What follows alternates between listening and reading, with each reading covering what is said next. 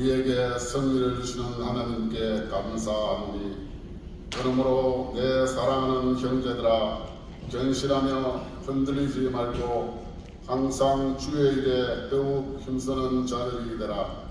이는 너희 수고가 주 안에서 헛되지 않음을 알리라. 사랑의 주님, 제41회 삼남년의 평신도 수련회를 개최하게 하신 하나님께 감사와 영광을 올려드립니다. 이 자리에 임재하여 주셔서 기도와 찬양을 받으시고 주의 일을 향하는 우리 모두 은혜의 길로 인도하여 주옵소서. 예수님 이름 받들어 기원하옵나이다. 아멘. 이 시간 203장 찬송하시고 찬송 후에 기획부회장이신 하순경 나오셔서 우리를 대표해서 기도 인도하시겠습니다.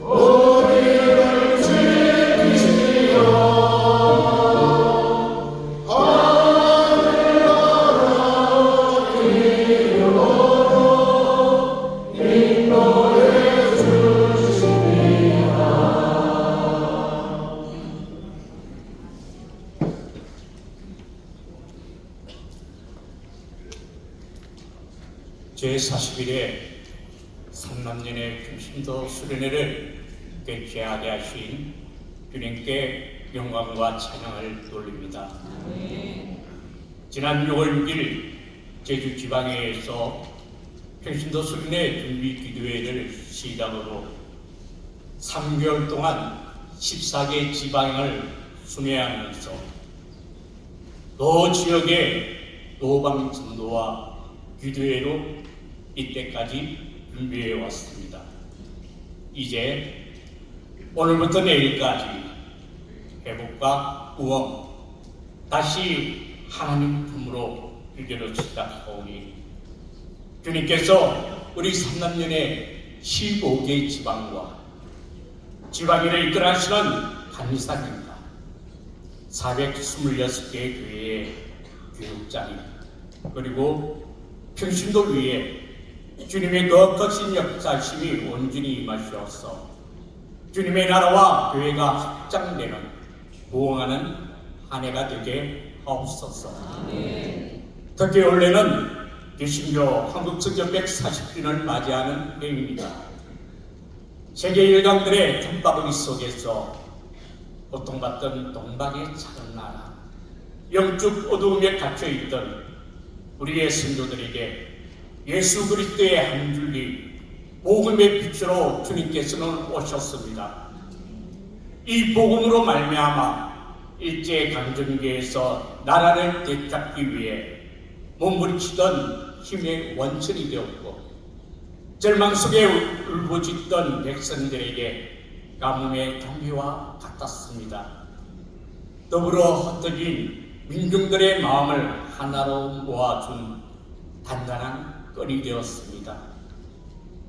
이 나라 낯선 나라에 들어와 경계인으로 바라보던 시선을 이기며 오직 그리스도의 사랑으로 헌신하고 희생한 선교사들은 최초의 근대 학교를 세워 민족 지도자 양성에 힘썼으며 병원을 세워 질병으로 고통당하는 민중에게 새로운 삶을 선물해 주셨습니다. 또한 교회를 세워 영혼을 구원하고 그리스도의 사랑을 나누는 일에도 적극 앞장서 왔습니다.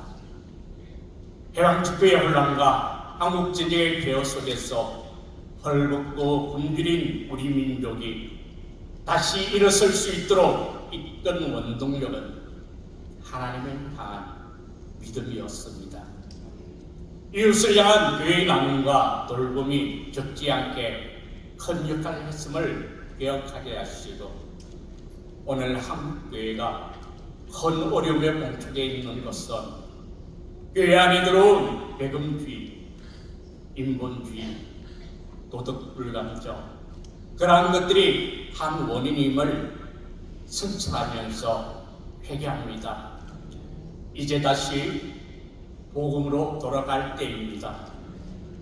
다시 말씀과 기도가 회복되어서 성령의 능력으로 우리 스스로를 새롭게 세워주시고 오직 하나님을 바라보고 다시 한번 그분의 은혜를 구하는 우리들이 되게 하옵소서.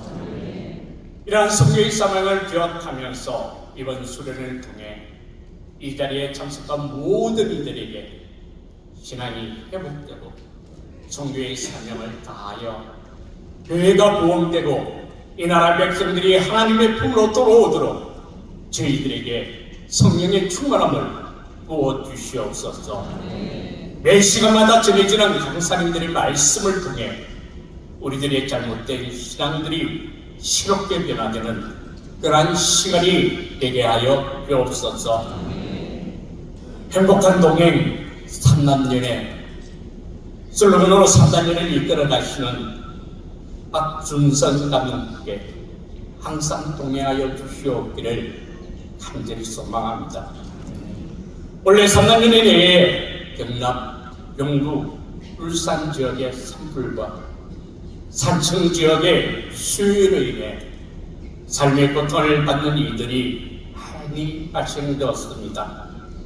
이를 위해 피해 지역을 순회하면서 위로하고 격려하시는 박준성 감독님께 영육간의 강건함을 부어주시고 행복한 3단련회가 될 수 있도록 은혜 베풀어 주옵소서. 이제 시작합니다. 모든 순서를 주님께서 주관하시고 이 수련회가 주님의 은혜 가운데서 잘 맞춰질 수 있도록 인도하여 주시옵소서. 이 모든 기도가 우리를 구원하기 위하여 십자가를 지신 우리 주 예수 그리스도의 이름으로 간절히 기도드리옵나이다.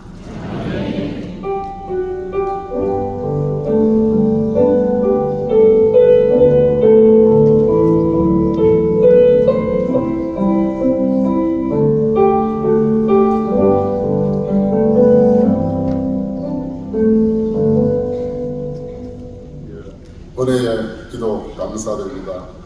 이 시간 성경 봉독 시간입니다. 대선배이신 장덕수금 선생님 나오셔서 욥기서 22장 21절로 30절 말씀 봉독하시겠습니다.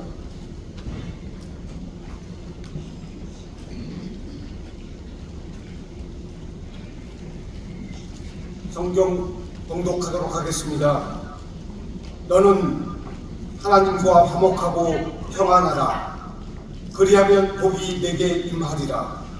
청하건대 너는 하나님의 입에서 교훈을 받고 하나님의 말씀을 내 마음에 두라. 내가 만일 전능자에게로 돌아가면 내가 지음을 받을 것이며 또 내 장막에서 우리를 멀리 하리라.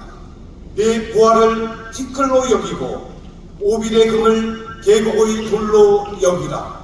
그리하면 전능자가 내 보화가 되시며 내게 고귀한 은이 되시리니 이에 내가 그에게 기도하겠고 이에 내가 전능자를 기뻐하여 하나님께로 얼굴을 들 것이라. 너는 그에게 기도하겠고 그는 들으실 것이며 너의 서원을 내가 갚으리라. 내가 무엇을 결정하면 이루어질 것이요 내 길에 빛이 비치리라. 사람들이 너를 낮추거든 너는 교만 행동하고 말하라.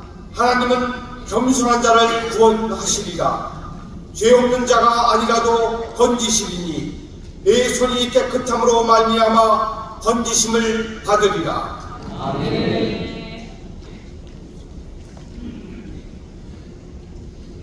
감사합니다.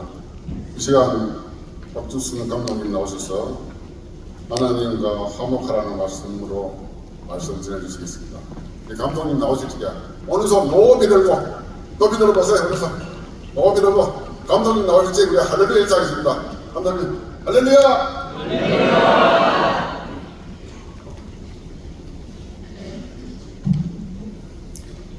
할렐루야. 점심을 안 드시고 오시는 것 같아요.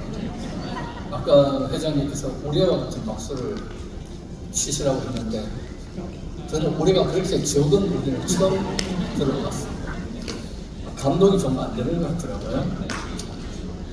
제가 오늘 앞에서 앉아서 보니까 성경책을 안 가져오신 분들이 상당히 많네요. 한번 성경책 가져오시면 한번 손 들어보세요. 한번 성경책 들어봅시다. 네, 감사합니다. 반 정도 가져오셨네요.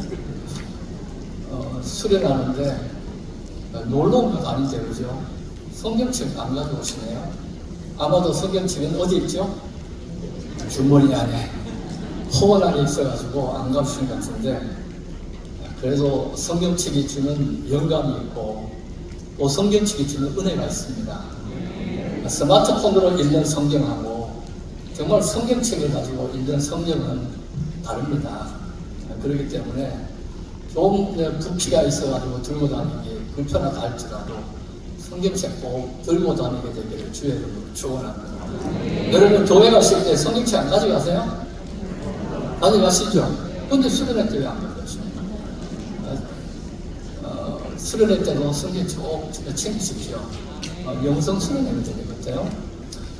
어쨌든 남성계 삼남연회 연합회에서 주최한 청신도 수련회에 참석한 모든 분들에게 하나님께서 부어주시는 은혜가 충만하게 되기를 주의 이름으로 축원합니다.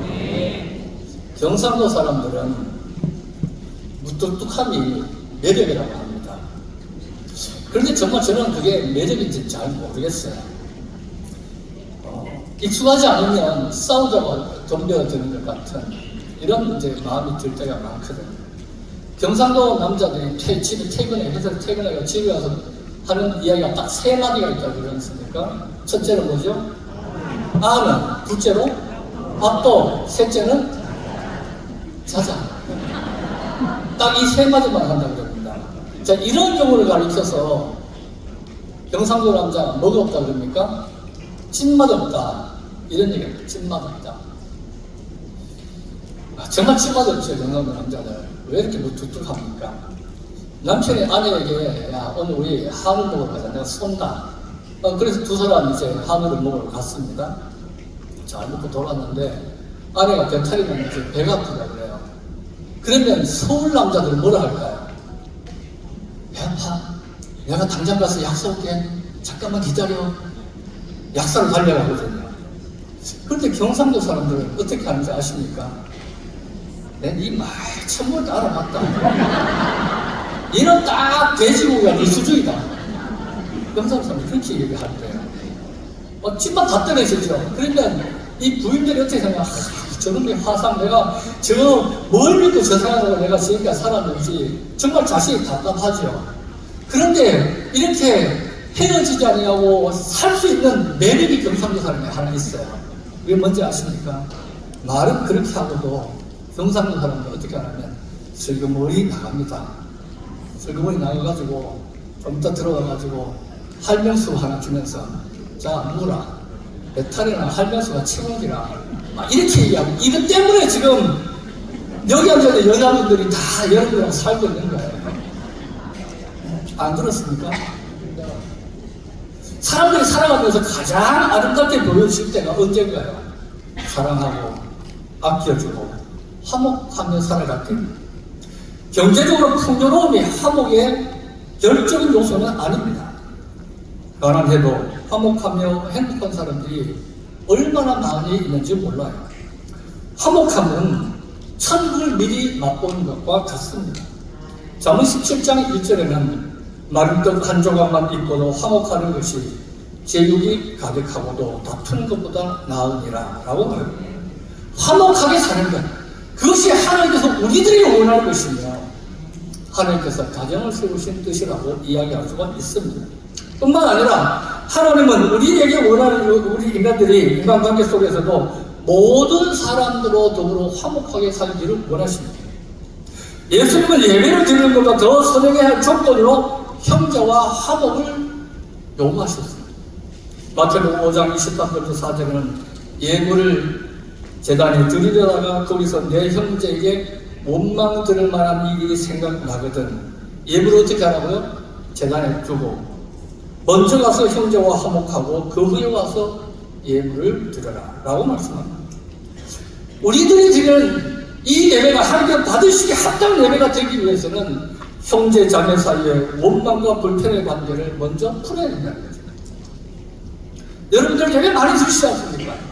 그런데 혹시 성도들 가운데 마음이 불편한 사람들, 뭔가 마음에 미워함이 있는 사람들, 그런 사람들 마음에 품고 예배를 드리시는 분들이 계신다고 한다면 그 예배 하나님께서 기뻐하지 않는다는 것이죠. 정말 우리들이 드리는 그 예배를 하나님께서 기뻐 받으시도록 하려면 뭘부터 해야 될까요? 예물을 제단에 두고 먼저 가서 형제와 화목하고 예물을 드려야 그 예물을 하나님께서 받으신다는 거거든요. 한번 옆에 있는 분들하고 손잡고 한번 박수합시다. 사랑합니다. 사랑합니다. 저기 송호수 장로하고 유승 장로는 서로 사랑합니다 하면요 다른 사람 볼 때 오해해요. 남자들끼리만 좀 하고 여자분들끼리만 좀 하십시오. 히브리서 12장 4절에서는 더 심각한 말씀을 하고 있는데 모든 사람과 더불어 화평함과 거룩함을 따르라. 이것이 없이는 아무도 주를 보지 못하리라. 이렇게 말씀할 정도로 화목을 강조하고 있습니다. 평신도순회에 참석한 모든 성도들은 형제와 자매와 또 교우들이 서로 화목한 이런 관계를 만들어가게 되기를 주의 이름으로 축원합니다. 그래야 우리가 드리는 예배가 헛된 예배가 되지 아니하면 더 나가서 주님을 기쁘게 만날 수 있게 된다는 것이거든요. 고린도후서 5장 18절에서는 하나님께서 우리에게 화목하게 하는 직분을 주셨다고 말씀합니다. 모든 그리스도인들은 하나님으로부터 받은 공통적인 직분이 있는데 그것이 바로 뭡니까? 화목하게 하는 직분입니다. 그리고 화목은 인간관계에서 이루어지는 모든 것에서의 화목만이 아니라 하나님과의 관계 속에서도 화목을 이루어줘야 할 것을 가르쳐주고 있습니다. 그래서 고린도후서 5장 19절 20절에는 곧 하나님께서 그리스도 안에 계시사 세상을 자기와 화목하게 하시며 그들의 죄를 그들에게 돌리지 아니하시고 화목하게 하는 말씀을 우리에게 부탁하셨느니라. 그러므로 우리가 그리스도를 대신하여 사신이 되어 하나님이 우리를 통하여 너희를 권면하시는 것 같이 그리스도를 대신하여 간청하노니 너희는 하나님과 화목하라. 화목의 이 최고의 정점은 하나님과 화목하는 것입니다. 가족과 이웃과의 화목보다 더 중요한 것이 있으니 그것이 뭡니까? 하나님과 화목하는 것입니다. 오늘 우리에게 이 본문은 욥의 친구 가운데서 엘리바스가 한 말입니다. 비록 욥에 대한 그 오해에서 출발된 말이긴 하지만 이 오해를 빼고 본다면 이 엘리바스의 말은 틀린 게 하나도 없습니다. 엘리바스는 욥에게 하나님과 화목하라라고 말합니다. 이 말에는 하나님과 화목해야 함의 중요성을 말하고 있습니다. 진정한 복은 하나님과의 관계가 바로 될 때 얻어지는 것입니다. 본문 21절에는 너는 하나님과 화목하고 평안하라. 그리하면 복이 내게 임하리라 라고 합니다. 화목은 하나님과 통하는 관계를 말합니다. 하나님과 화목한 후에 평안해질 수가 있습니다. 그리고 하나님의 복이 임합니다. 따라서 하나님과 통할 때 우리에게 평안과 복이 온다는 것이죠. 하나님과의 관계가 통해야 은혜도 받고 평안도 누리고 기쁨도 맛보고 감사하는 마음도 우러나게 되는 것입니다. 그러나 하나님과의 관계가 막히게 되면 어떤 일이라도 되지 않습니다. 바느질을 해보신 분들은 잘 아시겠지만 바느질 할 때에 실 중간에 매듭이 되어 있으면 바느질 잘 됩니까? 안 되죠. 저의 경험이 그래요. 저 바느질 잘하거든요.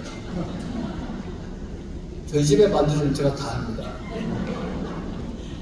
그런데 이 실 중간에 묶여 있으면요, 매듭이 있으면 이 실이 천을 뚫고 나가지는 못합니다.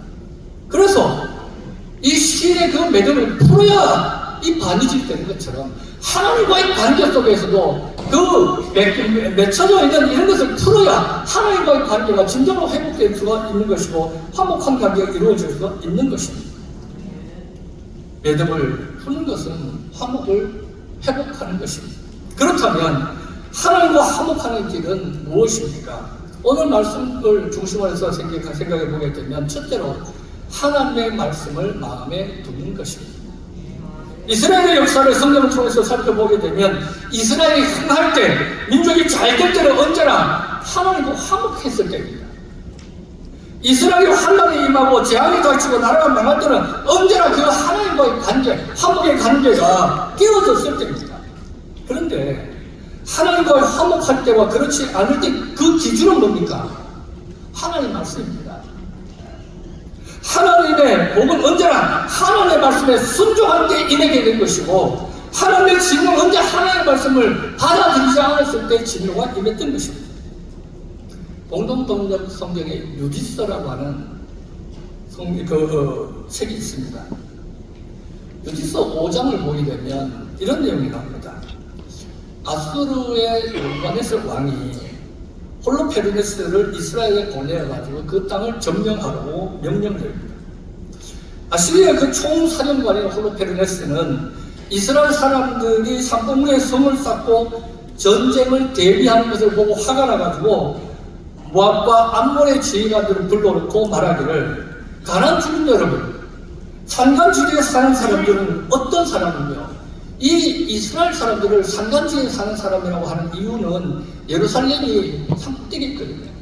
그래서 외경을 보게 되면 이스라엘 사람들을 산족이라고 합니다. 산족. 그래서 이 산간지대에 사는 사람들은 어떤 사람이며 도시의 형편은 어떻고 병력은 얼마이며 어떻게 해서 그 군대가 그렇게 강하고 힘있게 되었소라고 묻습니다. 암몬의 총지휘관인 아키오르는 말하기를 그들은 갈대아인의 후손으로서 조상들의 관습을 따라 하나님을 인정하고 하나님을 예배했습니다. 그들의 하나님은 우리를 미워하는 하나님이어서 그들이 하나님에게 죄를 짓지 않는 동안에는 나라가 번영했습니다. 그 후 그들은 하나님의 정해준 길에서 벗어났기 때문에 여러 전쟁에서 참패하고 포로로 잡혀 외국에 끌려갔으며 그들의 신들은 완전히 파괴되었고 도시들을 적군에 빼앗겼습니다.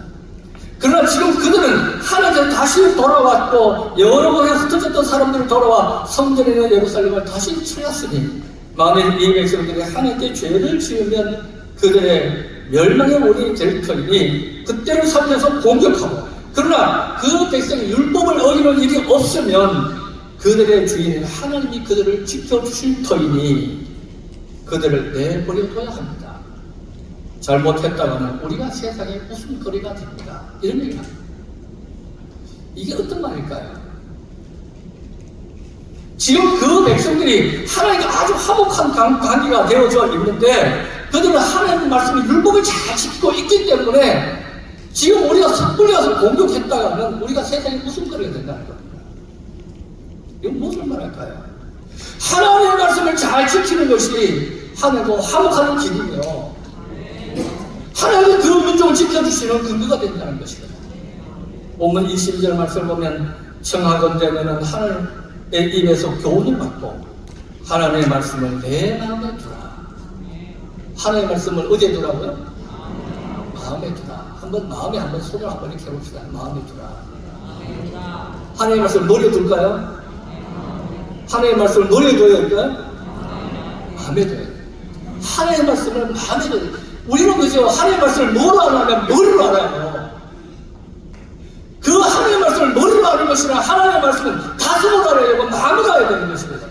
여기에 새겨둬야 되는데 우리는 하나님의 말씀을 머리에만 새겨두고 있기 때문에 이게 바로 문제가 되는 것입니다. 마음에 둔다라는 이 말은 피와 심장이 움직이는 곳, 즉 생명의 중심에 있게 한다라는 이런 의미입니다. 하나님의 말씀이 내 삶의 중심이 되어져야 한다는 이런 뜻입니다. 즉 하나님의 말씀을 따라 행하고 생각하고 움직인다는 의미입니다. 그것이 뭡니까? 화목입니다. 인생이 언제 평안할 수가 있습니까? 세상 만사를 주관하시는 하나님의 말씀을 따라 살 때입니다. 인류의 조상 아담과 하와에게 불행이 찾아온 것은 언제였죠? 하나님의 말씀을 어겼을 때입니다. 먹지 말라 하던 그 선악과를 따먹은 후에 불안과 두려움이 찾아왔습니다. 그러므로 가장 중요한 관계를 하나님께만 두고 삶의 가치를 하나님의 말씀에 두겠다고 결심하셔야 됩니다.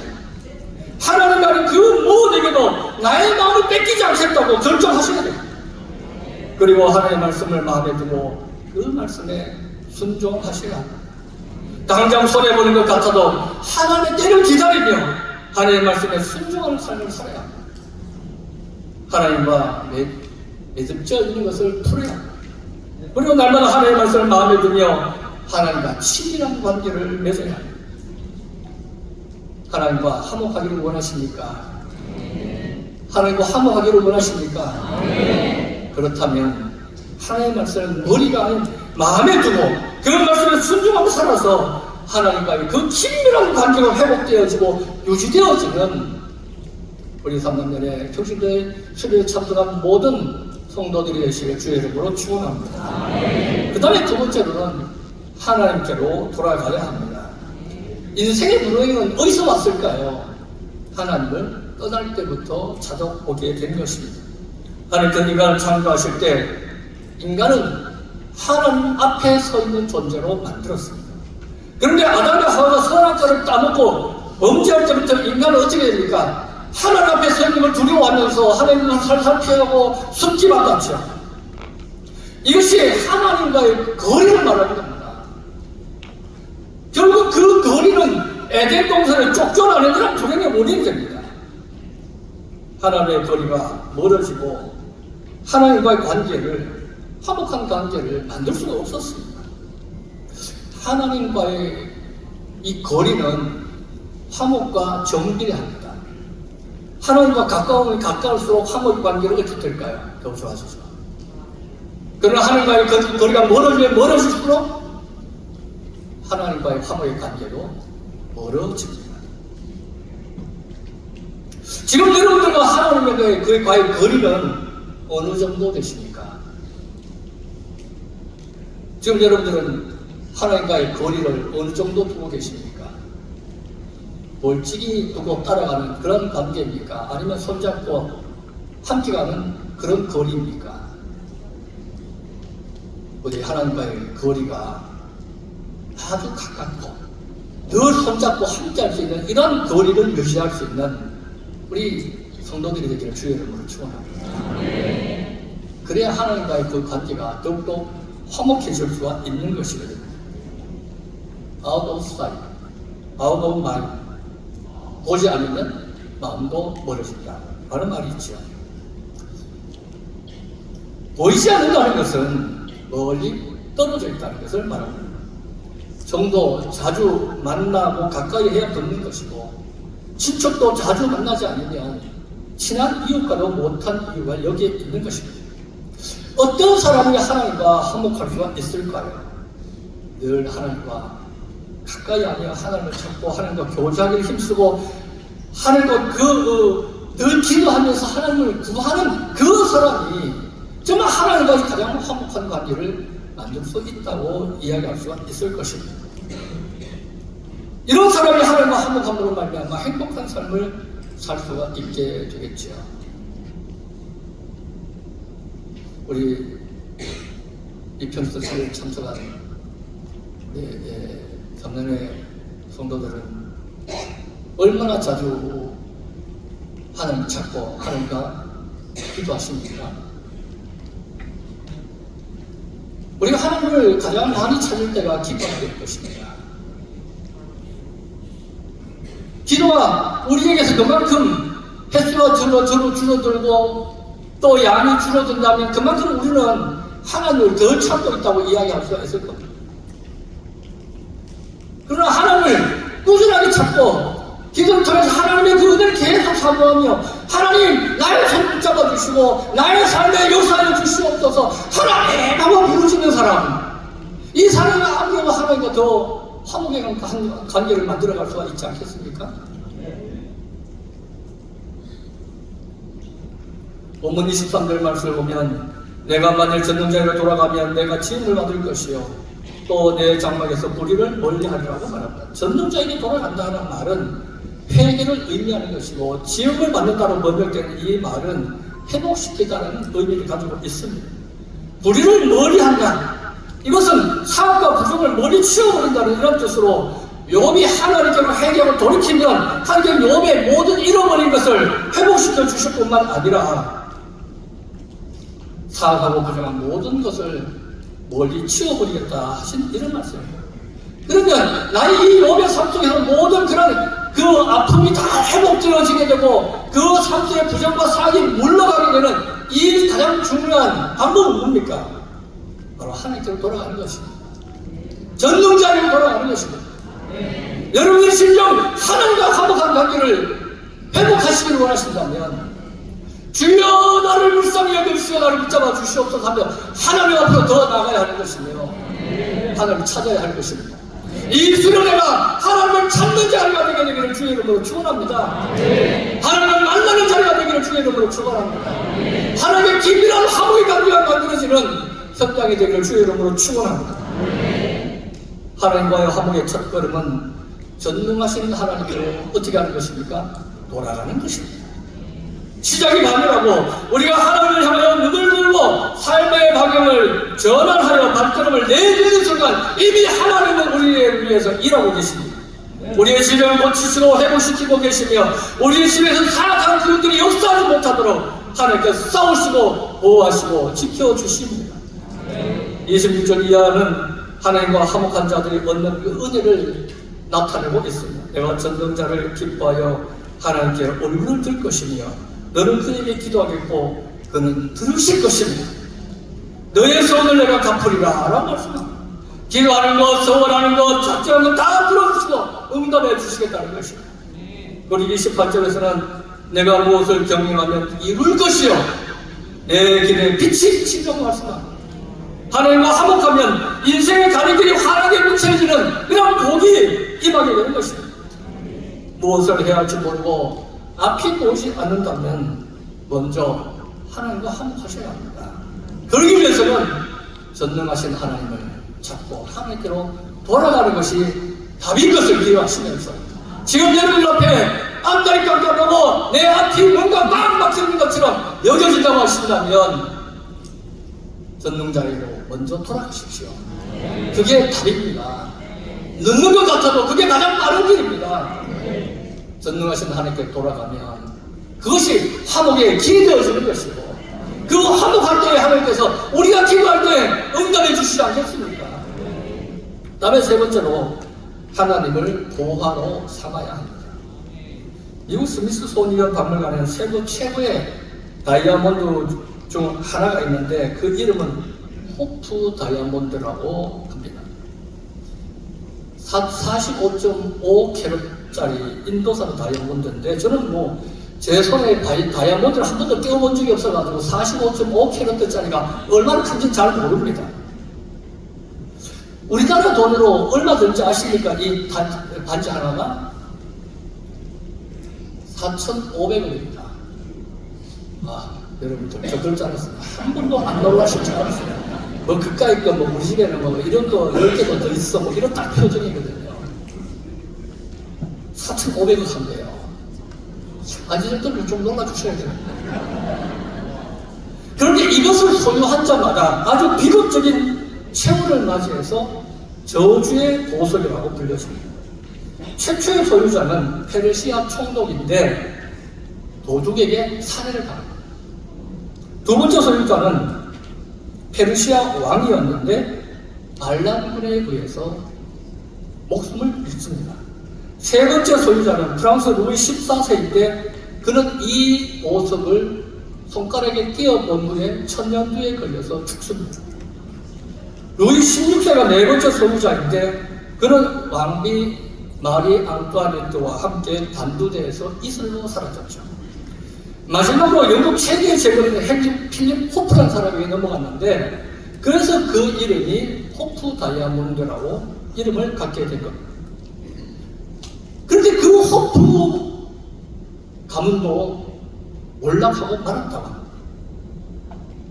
세상의 보호와 재물을 쫓는 인생의 종착역은 죽음과 허무라는 교훈을 이 호프 다이아몬드가 보여주고 있습니다. 본문 24절 25절에는 내 보화를 티끌로 여기고, 여러분들이 보화를 여기는 것을 뭐라고 여기라고요? 티끌로 여기고, 오빌의 금을 계곡에 돌로 여기라. 자, 여러분, 내 보화를 티끌로 여겨라. 여러분 티끌 몸에 이제 티끌이 있으면 어떻게 하죠? 다 털어버리죠? 자, 여러분들 다 보화를 다 티끌째 털어서 갖다 놔주시고, 저는 아주 그런 걸 좋아하거든요.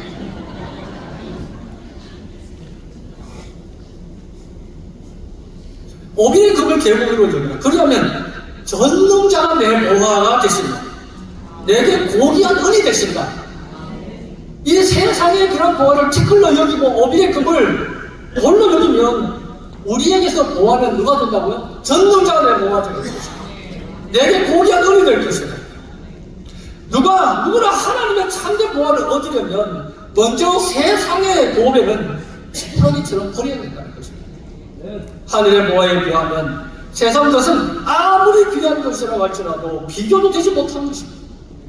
그런데 우리는 세상의 것을 귀중히 여기고 그것을 붙잡고 있으며 그러면서도 하나님의 것을 더 받으려 하거든요.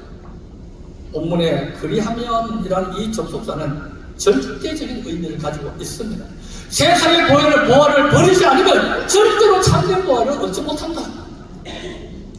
전능자가 우리의 궁극적으로 얻어야 할 보화이며, 전능자는 세상 어떤 보화도 바꿀 수 없는 가장 귀한 보배라는 것을 말씀하고 있는 것이거든요. 우리가 하나님의 가장 귀한 보배를 여길 때에 하나님께서 우리를 가장 보배로운 존재로 여겨주실 것입니다. 보화를 티끌로 여기라는 말과 오빌의 금을 계곡에 돌로 여기라는 말은 세상의 보화를 먼지와 돌로 여길 수 있어야 된다는 것입니다. 이것은 사람들이 가장 좋아합니다. 저 얼굴을 딱 보십시오. 제가 좋아하기 생기지 않았습니까? 제가 얼굴 좀 새까맣죠? 아르메니아 갔다 와 제가 얼굴 더 탔거든요. 괜찮습니다. 저 얼굴 맞는 말씀이에요. 제가 하얀데 저 까맣다 이렇게 하는데 맞지요 하면 여러분들이 예 하면 거짓말 하는 거지만 제가 새까맣다 하는데 예 하면 맞는 거거든요. 그래서 제가 이제 우리 어제 주일날 점심을 먹고 제가 아르메니아 갔다 와가지고 얼굴이 많이 탔습니다. 그런데 우리 교회 이제 권사님 집사님들이 저에게 뭐라고 말씀하시는지 아세요? 그래도 멋집니다. 그렇게 말씀하시더라고요. 야, 말 한마디가 사람을 그죠? 얼마나 기쁘게 만들지. 정말 탔어요. 이러면, 기분이 약간 쎄하게.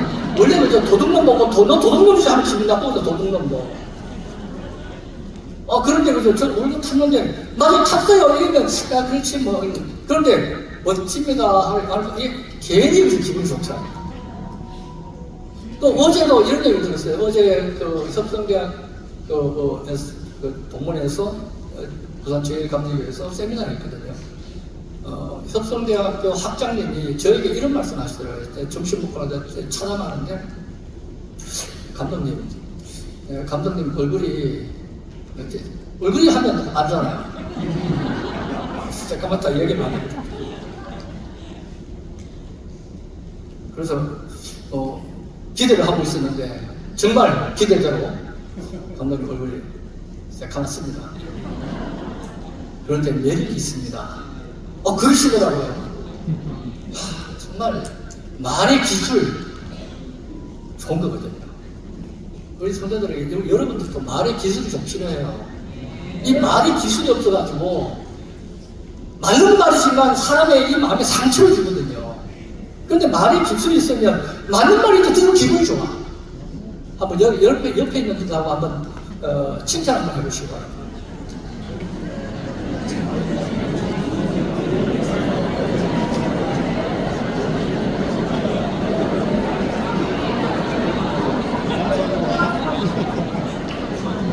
자, 이는 얼굴에 완전히 웃음이 가득하니까 얼마나 웃습니까? 자, 한번 여러분이 다시 한번 인사합시다. 당신은 보하입니다.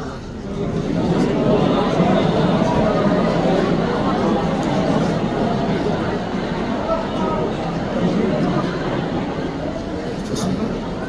자, 오늘부터 보배롭게 여겨주시기 바랍니다. 저 딱 보십시오. 보배롭게 생겼잖아요. 이 보화는 우리의 삶에 아주 필요한 것이에요. 살아가는데 필요한 것입니다. 그러나 이것들을 사랑하고 이것들을 귀하게 여겨서 그것이 우리의 주인이어서 되겠습니까? 사도 바울은 그리스도를 알고 보니 이보다 더 귀한 것이 없다는 것을 깨닫고 그가 귀하게 여기던 것들을 다 배설물처럼 여겼다고 고백합니다. 그러므로 우리도 하나님을 보배로 얻기 위해 세상의 것을 연결해서는 안 된다는 것이죠. 죽어야 산다는 말과 함께 버려야 산다는 말도 진리를 우리에게 깨닫게 해줍니다.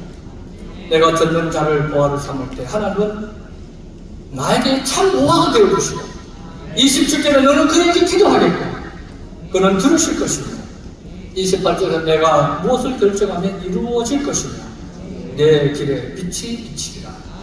이 말씀이 성취될 것입니다. 하나님이 고귀한 보배가 되어주실 때에 하나님과 가장 화목한 관계가 형성되어서 하나님께서 우리의 기도에 응답해 주시고 우리의 일을 이루어 주시고 길에 빛이 비춰지는 몸을 얻게 될 것입니다. 여러분들이 가장 귀하게 여기는 것이 무엇입니까? 물질입니까? 명예입니까? 쾌락입니까? 하나님을 가장 귀한 보배로 삼시게 되기를 주의 이름으로 축원합니다. 하박국 선지자처럼 오직 여호와 한 분만으로 만족하는 신앙이 되시라 합니다. 그래야 하나님과 화목하게 됩니다. 무엇을 경영하든지 이루어 주십니다. 서울하든 갚도록 만들어 주십니다. 길을 비추어 주십니다. 하나님과 화목하는 것이 복 중에 복인 줄 여기시면서 하나님의 말씀을 마음에 두고 그 말씀대로 살아가며 내 앞이 캄캄하고 뭔가 막혀있을 때 전능하신 하나님께로 돌아와서 그 관계를 회복하고 뿐만 아니라 하나님을 보배로 여기심으로 말미암아 하나님께서 우리를 보배로 여겨주시고 우리의 관계 가장 화목한 관계로 회복되어지는 가운데 하나님께서 우리의 삶 속에 부르시는 신령한 하늘의 복을 성경에 약속되어진 그 복을 누리시는 3남년에 평신도 수련에 참석한 모든 성도들이 되시기를 주의 이름으로 축원합니다. 기도하겠습니다. 은혜가 많으신 하나님 아버지, 우리는 하나님과 화목해야 할 줄 믿습니다. 인간에 있어서 가장 필요한 하나님과 원수가 되는 것입니다. 하나님과 원수가 되어서 어떻게 우리가 행복하게 살 수가 있겠습니까? 전능하신 하나님과 원수가 되어서 우리가 무엇을 기대할 것이 있겠으며 무엇을 말할 수가 있겠습니까? 전능하신 하나님과 화목할 때에 우리가 기도한 모든 것을 얻게 될 것이며 우리의 길을 하나님께서 비추어 주실 것이며 하나님께서 우리에게 가장 복된 것을 열어주실 줄 믿습니다. 그러기 위해서 우리가 언제나 하나님의 말씀대로 살게 하여 주옵시고 전능자에게 돌아갈 수 있도록 도와주시고 또 하나님을 보화로 여겨서 하나님이 우리를 보화로 여겨주심으로 말미암아 하나님과 가장 화목한 관계가 되어져 하나님께서 우리의 삶 속에 베풀어 주실 신령한 하나님의 복을 풍성히 누리게 되는 우리 모든 하나님의 백성들 되게 도와주옵소서. 예수님 이름으로 기도하옵나이다.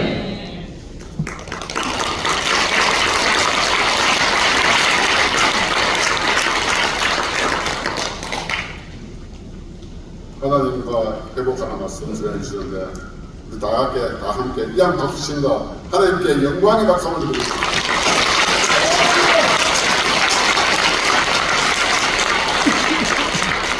이 시간 금금 시간인데요.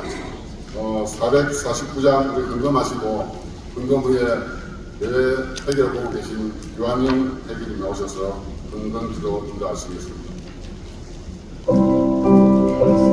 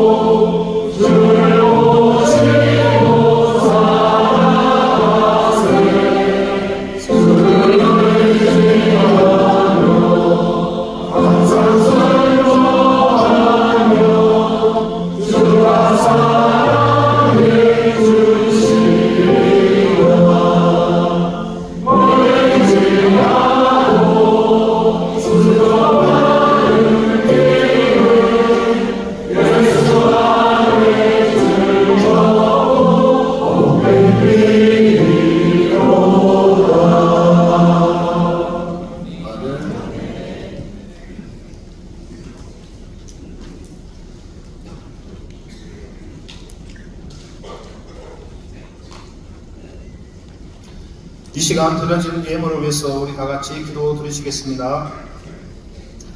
사랑과 은혜 가운데 우리를 보호하시고 동행하시는 주님, 제41회 3남년의 평신도 수련회를 주님의 은혜 안에서 이곳 STX 리조트를 장소로 예비하시고 주의 자녀들이 모여 진행하게 하심에 무한한 감사를 드립니다.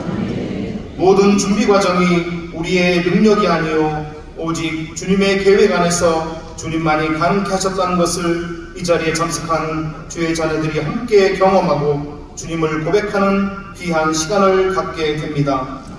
수련회를 준비하는 과정을 돌아보면 언제 어디에서나 주님의 인도하심을 경험하는 시간들이었습니다. 너무나도 무더운 여름이었지만 다 견디고 기도하고 전도하며 우리 평신도들이 수련회를 준비하며 이 자리에 섰습니다. 지금까지의 수고를 또한 이들의 기도를 아시는 주님, 이번 수련회가 그 어느 수련회보다 성령 충만한 시간들로 진행되게 하시고 참석한 주의 자녀들 모두 특별한 은혜의 시간들을 함께 할 수 있도록 기도합니다. 감사합니다. 주님, 이번 개회의 시간에 3남년의 박준선 감독님을 통해 하나님과 화목하라는 귀한 말씀을 주심 또한 감사드립니다.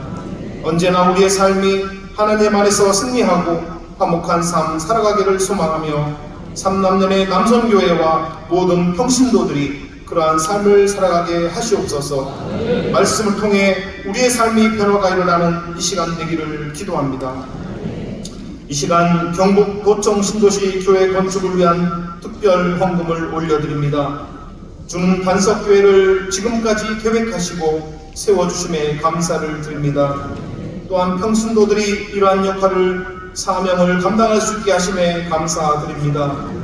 헌금을 드린 모든 주의 자녀들의 마음을 모여진 이들의 마음을 주님께서 더 크게 사용하시고 더욱더 아버지의 귀한 열매로 우리가 교회를 주님께 올려드릴 수 있도록 도와주시옵소서. 세상에 빛나는 교회로 어두운 곳에 주님의 사랑의 빛을 비추는 복된 교회로 세워주시옵소서. 남아있는 앞으로의 일정 가운데에도 주님이 함께 하심을 경험하는 귀한 시간들로 채워주시고 이를 함께 기도하는 저희들 되게 하시옵소서.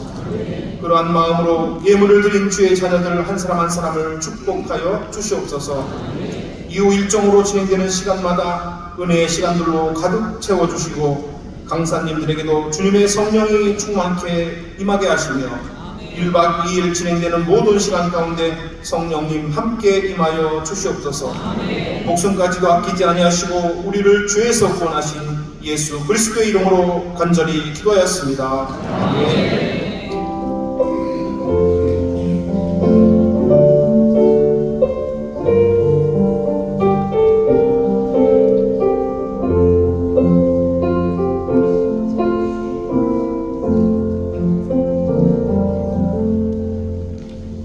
오늘 들으신 연극이 주님의 뜻을 세우는 귀한 연극이 되기를 소원합니다. 이 시간 노인철 장로님 나오셔서 반구하시고 반구 후에 감독님 나오셔서 축토하심으로 오늘 계획을 마치도록 하겠습니다.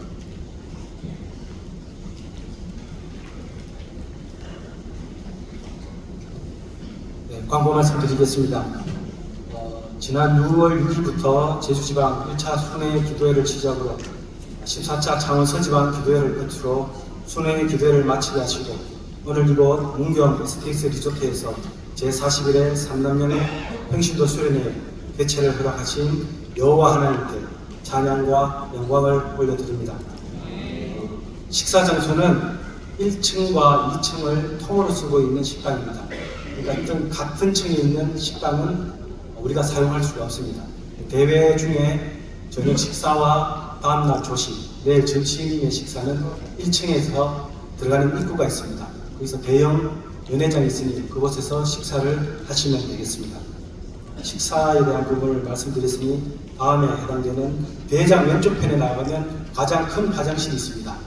이 대회장 전체가 조금 예전에 비해서 조금 작은 편입니다. 그래서 조금 어려움이 있겠지만 서로 배려하고 또 서로 양보하고 그렇게 하시면 곳곳에서 아름다운 일들이 일어날 줄을 믿어 의심치 않습니다. 조금 불편하시더라도 서로 참고 배려해 주시면 감사하겠습니다. 혹여 저기 청력이 좋지 않아 이렇게 앞에서 강단에서 말씀하시는 강사님의 목소리나 소리가 조금 들리지 않으신 분은 저한테 찾아오시면 제가 저희 교회에서 사용하고 있는, 참고로 말씀드리면 대구 서구 고성로 87에 소재한 대구중앙교회에서 제공한 이어폰을 드릴 수 있습니다. 이것은 아주 좋습니다.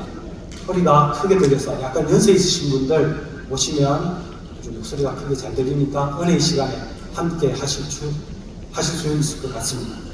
그리고 여러분 보시기에 오른편에 있습니다. 특별히 경품을 내놨습니다. 왜 그러겠습니까? 더 이상 설명하지 않겠습니다. 75인치입니다. 한 대만으로 2대입니다. 저희 잘은 모르시겠지만 이것도 뒤편에 많은 경품을 숨겨놓았습니다. 내일 끝까지 참여하셔서 이 TV의 주인공이 되시기를 간절히 소망합니다. 아멘 하신 분 기억하겠습니다. 개회 후에 이 자리에서 기념 촬영을 하도록 하겠습니다. 한 분도 빠지지 마시고 촬영할 수 있도록 해주시고, 혹시 제일 뒷부분에 계신 분들이 이 목소리가 다 들립니까? 아, 예, 잘 들리니 감사합니다. 중간에 안 들으신다고 하시는 분이 계셔서 제가 다시 확인하겠습니다. 감사합니다. 이상입니다.